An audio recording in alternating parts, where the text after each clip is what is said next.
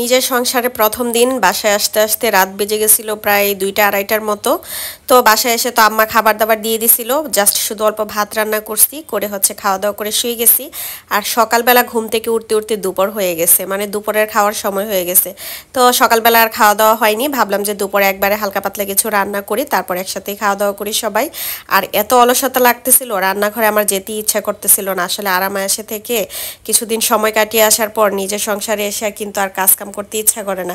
মানে রান্নাঘরে আমার ঢুকতে ইচ্ছা করতেছিল না, আমার মনে হইতেছিল যেন আমার হাত পাগুলো কেমন দুর্বল হয়ে গেছে।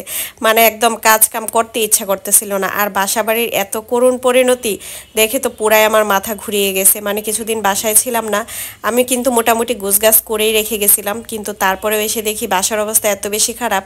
যাই হোক, কোনো রকম একটু গোছগাছ করে রাতে একটু ঘুমাইলাম, কিন্তু দিনের বেলা তো একটু পরিষ্কার করতেই হবে, না হয়তো আর থাকা যাবে না। এর মধ্যে আবার ভাবতেছিলাম খালা কি আসবে কিনা। আমি যেদিন আসছি আল্লাহ রহমতে সেদিনই ওনার দেখা পাইছি। ওনাকে দেখে মনে হচ্ছিল যেন আমার শরীরে একটু হালকা পাতলা শক্তি আসতেছে, মানে বল আসতেছে আর কি।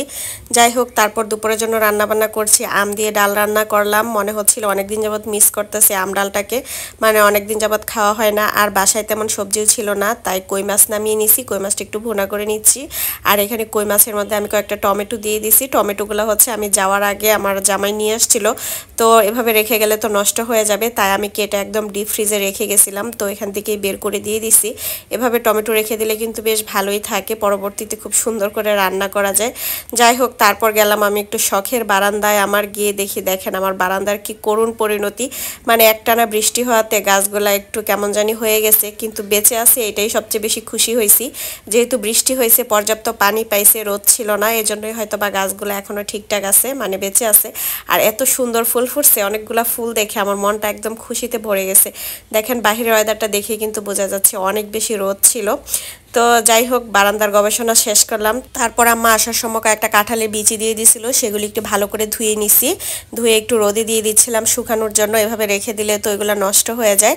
আর ওই দিক দিয়ে আমার তরকারিটা প্রায় কমপ্লিট। সবাইকে বলতেছিলাম গোসল করো, গোসল করে খাওয়া দাওয়া করি সবাই একসাথে বসে, কারণ প্রায় তখন 2:30 3টা বেজে গেছে। দেখেন কি টাইমে ঘুম থেকে উঠছি, মানে দুপুরের আর সকালের খাবার প্রায় একসাথে। রাতে যেহেতু শুইতে অনেকটাই লেট হয়েছে, সকালবেলা টেরই পাই নাই। আর ট্রেনটা অনেক বেশি লেট করছিল, রাতের বেলা সিগন্যালে পড়ে গেছিলো, এজন্য বাসায় আসতে অনেক লেট হয়েছে। না হয় এমনিতে হচ্ছে 12টার দিকে চলে আসতাম। যাই হোক, কি আর করা যাবে, সব সময় তো আর সমান না। এই তো আমার রান্নাবান্না কমপ্লিট, তারপর গেলাম ঘর গোছাতে। এর মধ্যে আবার খালাও চলে আসছে। তো ঘরের অবস্থা তো খুবই খারাপ, মানে একদম ফার্নিচারগুলো এরকম সাদা সাদা হয়ে স্পট পড়ে গেছে, কেন বুঝলাম না।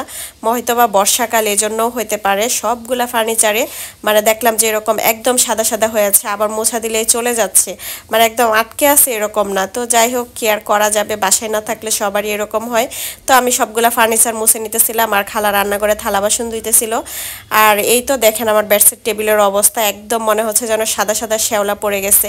তো সবারই মনে হয় এরকম হয়, তাই না, নাকি আমার হয়েছে আমি জানি না। যাই হোক, আজকে ভিডিওটা এ পর্যন্তই। ঘর গোছাতে গোছাতে এখানেই বিদায় নিয়ে নেব। যারা যারা এখন পর্যন্ত ভিডিওটা খুব কষ্ট করে দেখছেন, সবাইকে অসংখ্য অসংখ্য ধন্যবাদ। যারা যারা দেখছেন অবশ্যই একটা লাইক দিয়ে যাবেন, আর পাশে থাকবেন। সবাই ভালো থাকবেন, আল্লাহ হাফেজ, টাটা।